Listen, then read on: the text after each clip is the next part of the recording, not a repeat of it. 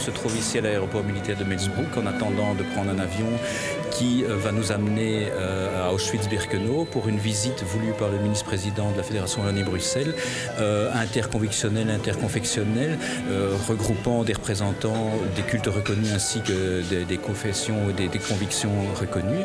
L'idée est d'aller étudier ensemble, de voir ensemble un lieu symbolique de notre histoire partagée sur lequel on croise les regards. En l'occurrence, Auschwitz-Birkenau, c'est bien entendu la Shoah, le génocide des Juifs, avec la volonté de partager ensemble une expérience avec ce que chacun amène en fonction de sa formation, de son vécu, de ses convictions.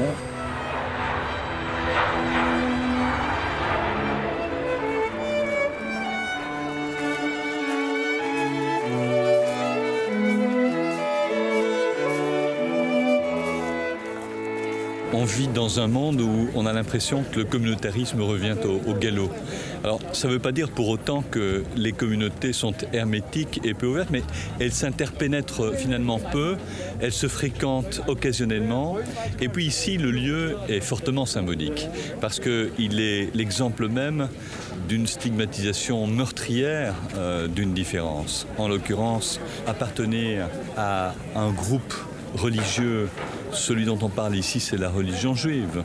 Dans la société du XXIe siècle, on voit ressurgir les communautarismes violents, on voit ressurgir les discours simplistes.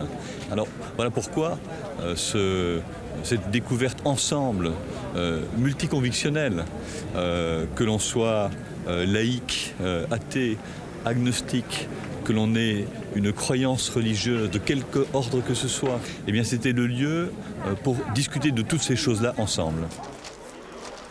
Ce baraque était nettoyé aussi par les détenus qui étaient appelés préposés aux latrines.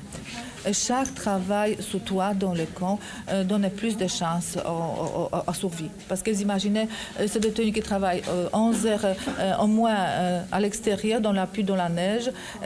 Après, il dort dans ses habits humides, dans ces baraques que vous avez vus, presque pas chauffés. C'est clair que leurs habits qui devaient sécher sur leur corps, alors c'est clair que ces détenus allaient mourir le plus vite. Tout le monde était condamné à la chambre à gaz. Et on pose la question aux hommes de commando qui parlaient là-bas. Je dis, écoutez, nous sommes arrivés ce matin, nous sommes séparés de nos parents. Quand est-ce qu'on va voir nos parents? Il a dit, vos parents, vous ne les verrez pas parce qu'ils n'existent plus. Qu'est-ce qui se passe? Ici, quand ils arrivent, ils vont aux dit chambre à gaz. Après la chambre à gaz, on leur coupe les cheveux, on les enlève les dents d'or, on les met sur un tapis roulant. Il y a 8 fours dans le crématoire. Il y a un tapis qui passe, on prend la première, on prend l'autre. Et entre-temps, on s'est aperçu que par terre, il y a resté une quinzaine, une vingtaine de bébés. C'est-à-dire les femmes qui avaient donné le bébé à leur mère, à leur belle-mère, elles étaient déjà assez âgées là, par la force. Les SS avaient pris ces bébés, les avaient posés par terre. Mais à ce moment-là, quand ils ont vu les bébés par terre, ils n'ont pas dit nous allons quand même pas gaspiller une boîte de gaz qui coûte de l'argent pour 15 enfants juifs. On les a mis vivants dans le tapis roulant et ces enfants étaient jetés au four vivants.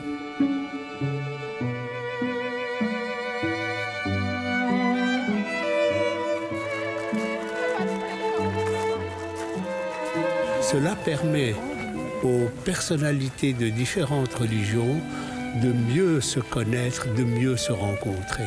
Or aujourd'hui, le danger le plus grave, c'est ne pas connaître l'autre. Parce que de l'autre, nous ne connaissons que des préjugés, et grâce à des rencontres pareilles, on fait tomber les murs des préjugés. On jette des ponts entre les différentes communautés, et ceci est précieux et important aujourd'hui plus que jamais. Le deuxième élément important, c'est faire découvrir les horreurs de la haine de l'autre, les horreurs de l'antisémitisme, du racisme. À quoi cela mène? À la mort de millions d'êtres humains dans des conditions innommables.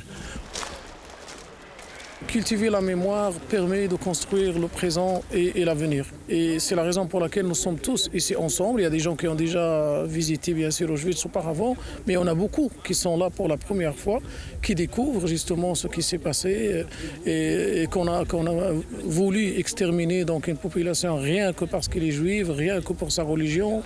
C'est atroce. Notre société est plurielle, notre société est multiconfessionnelle et multiconvictionnelle et interculturelle. Et je pense que nous devons construire le vivre ensemble, ne pas vivre l'un à côté de l'autre dans un cadre de tolérance, je tolère l'autre, même s'il est différent de moi. Non, nous devons avoir vraiment une inclusion donc, de l'autre et travailler avec l'autre et construire la société avec l'autre. Et je pense que c'est une volonté partagée par les différentes convictions, les responsables des différentes convictions. Et ça nous encourage à continuer et ça nous donne espoir en tout cas que la société de paix est possible, la société où les gens peuvent vivre ensemble dans le respect mutuel est possible. C'est l'occasion de réfléchir sur des choses horribles qui se passent sur la planète. Évidemment, ici, nous sommes durant la Deuxième Guerre mondiale, mais tout ce qui concerne les Juifs, ça dure depuis des siècles. Et aussi, il n'y a pas que les Juifs, il y a eu les homosexuels, les tziganes, etc. Donc, ça vaut vraiment la peine de visiter ce lieu, de se laisser imprégner et par après de témoigner. Mais c'est très intéressant de parler avec des gens qui partagent d'autres convictions parce qu'on se respecte davantage.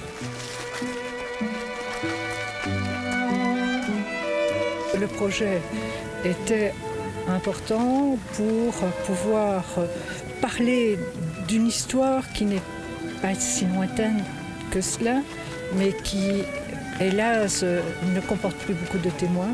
Il s'agit de faire appel à l'histoire, une histoire que tout un chacun devrait s'efforcer de connaître et aussi de comprendre comment on a pu arriver à un stade pareil d'une usine de déshumanisation, de se souvenir surtout de la manière dont ce système d'extermination a pu être mis en place. Et le fait de me trouver, j'étais à côté de jeunes du Centre d'action laïque, d'un musulman, d'une musulmane, d'un rabbin, de quelqu'un qui avait connu tout jeune bébé le ghetto de Hongrie et qui me dit si les Russes étaient arrivés 2 jours plus tard, sans doute que je serais mort ici. Tout ça devient terriblement concret. De saisir justement la particularité génocidaire en nous montrant exclusivement le lieu où les Juifs ont été exterminés me paraissait particulièrement intéressant, d'autant plus que nous étions différents cultes et convictions dont certains, et je pense surtout aux musulmans qui connaissent moins bien cette histoire et cette dimension, et de le faire en se concentrant vraiment sur l'essentiel, sans entrer dans de grands discours philosophiques ou métaphoriques sur ce qui est un crime de masse, me paraissait particulièrement intéressant et pertinent. Eh bien, pour moi, c'est une expérience tout à fait singulière et c'est peut-être pas celle qu'on croit. Pour moi, ce n'est pas découvrir un lieu, mais c'est surtout un moment de rencontre. Auschwitz, ça appartient à tout le monde, quel que soit d'où on vient, ce qu'on pense, ce qu'on croit, etc.